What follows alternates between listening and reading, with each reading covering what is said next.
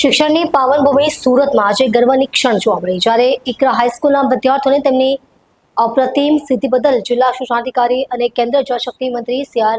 પાટીલ દ્વારા સન્માનિત કરવામાં આવ્યા. આ પ્રસંગે સમગ્ર શાળા પરિવારની આંખોમાં ખુશી જોવા મળી હતી.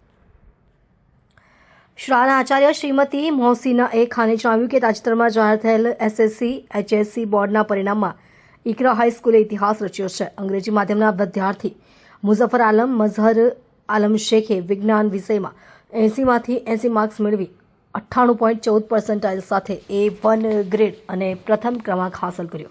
તો હિન્દી માધ્યમની વિદ્યાર્થીની તઝમીન બાનો મોહમ્મદ જાવેદ શેખે આંકડાશાસ્ત્રમાં 100માંથી 100 માર્ક્સ મેળવીને 99.41% સાથે A1 ગ્રેડ અને પ્રથમ ક્રમાંક મેળવી સમગ્ર ગુજરાત અને સુરત શહેરનું નામ રોશન કર્યું.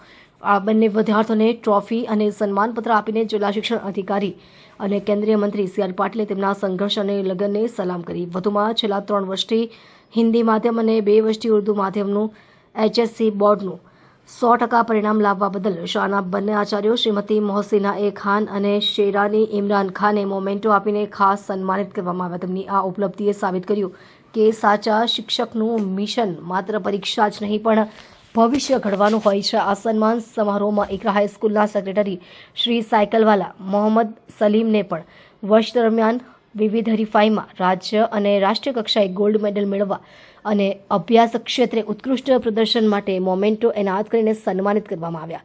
આ સિદ્ધિએ સાબિત કર્યું કે ઇકરા હાઈસ્કૂલ માત્ર અભ્યાસ જ નહીં પણ સહશૈક્ષણિક પ્રવૃત્તિઓમાં પણ અજોડ છે. આ સફળતા શાળાના દરેક શિક્ષક વિદ્યાર્થી અને વાલી માટે અભિમાનની ક્ષણ છે. સમગ્ર શાળા પરિવાર શિક્ષણ જગત અને વાલીઓ તરફથી તમામ સન્માનિત વિદ્યાર્થીઓ આચાર્યો અને સેક્રેટરીને ભાવપૂર્ણ અભિનંદન પાઠવવામાં આવે છે. આ ઐતિહાસિક સિદ્ધિએ સુરત શહેરનું શિક્ષણ ગૌરવ વધુ ઊંચું કર્યું છે.